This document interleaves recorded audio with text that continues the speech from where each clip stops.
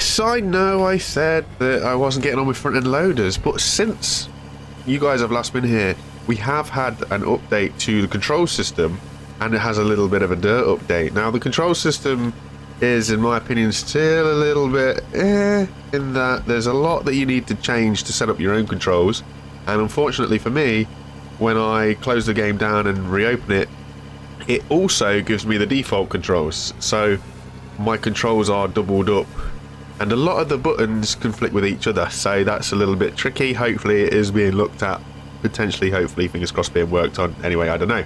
But yes, Dirt has had slight tweaks, and the new Dirtlock system has had a little bit of an improvement, and in my opinion, the new Dirtlock makes using front-end loaders like easier now. It's a thing. So before, I used to struggle like mad with a front-end loader. I just didn't feel like I was getting the scoop of the bucket that I was hoping to get from the scoop of the bucket. But with this new Dirtlock, this is the big dude again. This guy has got like a massive 8-ton bucket on him, and now if you just like full-on yeet yourself charge into the rock, roll yourself over and just wait for a bit, the dirt kind of locks in the bucket and you can get some decent amount of buckets, and you see them bouncing around everywhere over here, and it's actually staying in the bucket, whereas before we were potentially losing quite a bit of that. So the new dirt as it is now, tweaks are always coming on the dirt. Every update that the guys do, they are having a look at the dirt, seeing what they can improve and where they can improve it. This one's good, in my opinion. The Dirtlock works. Small things that are a little bit tricky. So, for example, over here, you'll see now that the voxel is just chilling. So these dirt balls stay around a lot longer now, which is, it's pros and cons really. Pro being that if you wanted to, you could set up silos on the building equipment now, so you can literally, I don't know, set up like a dirt silo or something and just fill it up with dirt. And from my current experience of the gameplay so far, you can do that because those dirt balls will just kind of mound up, and they'll just stay as clumps of dirt on the building material, which is good if that's what you want to do, but it's bad if you're trying to get rid of the stuff. The Discord has a lot of people sharing screenshots, and there's a couple of folk who have got like this great big, I don't know what you'd call it, like funnel system to go into a hopper, and they have got so much dirt in there. It's like the hopper's blocked up, and there's just got so many of these ball voxel things just clogging everywhere up that I don't know how it goes with the lag of the game, because the way that it used to be, the more voxels you created, the more that the game started to lag because there's a lot of calculations going on. But I haven't got to that situation yet. I'm still trying to dig out my hole, which leads me into where do we go next. So we are due an update, I think it was the 7th of July, which is basically about a week, and in that update we are going to get mining specific vehicles, which I think it's just 3 for now. At least that's the intent from what I've been reading. But yeah, so where do we go from now? Because ultimately, the idea of me widening this thing out and taking it across that way was to see if we could find where this coal seam went. And ultimately, and as luck would have it, it seems to be in this corner over here where this hopper is, which is like the first place that we started to dig, and then we worked away from it. So I'm wondering if it would be a good space to start using that mining machinery, because we know that the coal seam is there, like it's definitely there. I could kind of move this stuff a bit, and then we can literally go into the side of the hill and just, well, we can use that mining stuff. The only thing is, of course, cost, and I don't know how much it's going to cost. But weirdly enough, even though there's no ore down here, I noticed somewhere, I don't really know for sure, but when I was clearing this thing, it's like around, must be around here somewhere, like this weird middle no man's land. There was a lot of gold and there was a lot of diamonds. So yes, money's been a bit to and fro. You know me, I like to spend money, to sell stuff, to make money, to buy stuff, and therefore I'm always in some sort of debt. But we have been kind of able to work ourselves towards the better end of out of debt since we get the front end loader, because it's been able to get big scoops, and yeah, because of these rubies and the diamonds and stuff it's been finding. So every now and then when I do check the hoppers, it's been a reasonably good haul. As you see here, we are now into the 300,000s, and well, I do have the excavator still.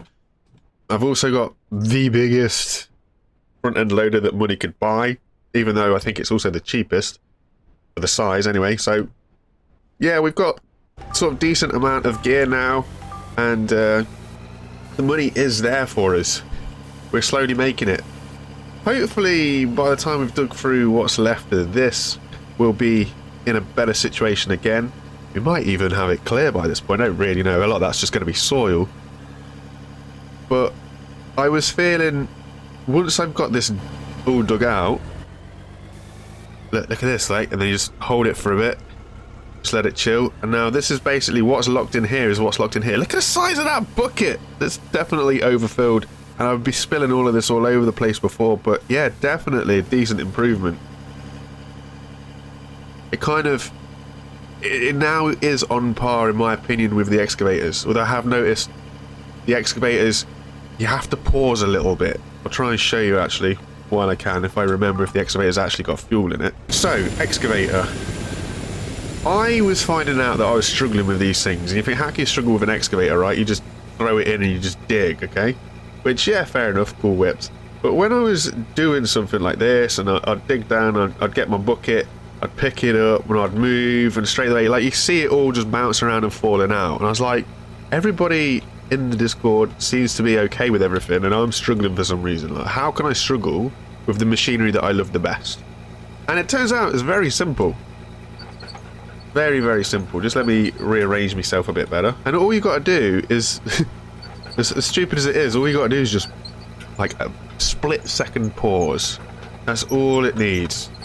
So, what we mean by that is literally very simple as it sounds. I'm just moving up here so I don't start digging holes into a ground that I've started to make relatively level. So what we're saying is, you get your excavator, you go where you want to go slam your bucket through, go get your bucket load of dirt, curl that bucket under, and then once you're happy, just pause, and then move. Now it's not a very obvious thing, you don't need to pause so long, but you see how it's now, well, if I'd have killed more on the bucket, you see how you can, like, you are holding more a lot better off.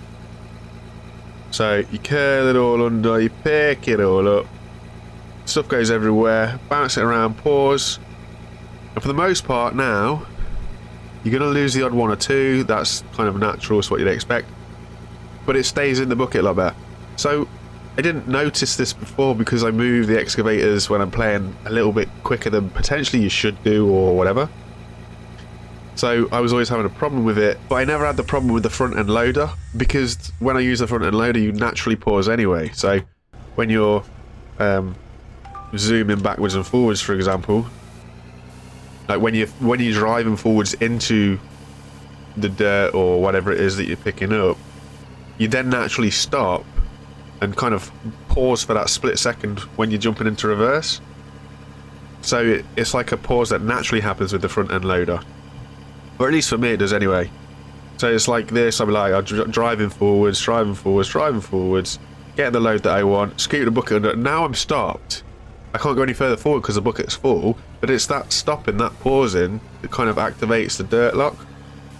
So you'll see the odd one or two things fall off, but when you look at the amount of stuff here that should be falling off, it's just not. So Dirtlock is a massive improvement.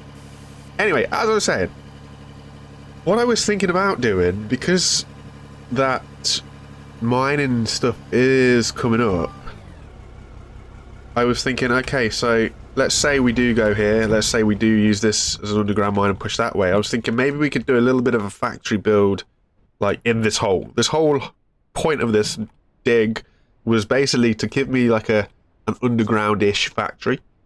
So I was thinking that, you know, we could start actually building some sort of complex so that we can sort of split everything up, sort all the resources out, do whatever it is that we need to do. But I was also thinking as well, depending on the money, which we'll have to look at when stuff gets released, skim the top of this so we can try and find where that coal is going. So we could skim the top of this land and kind of set up a road network of sorts. So I don't really know what, but it depends on what the factory is that we build, because we're going to want to be able to sort of have smoother roads and less bumps and bobbles and everything else. And then I realised where I am building is actually on the top of the hill. So I think, yeah, we'll probably do a lot of road network or stuff down and around.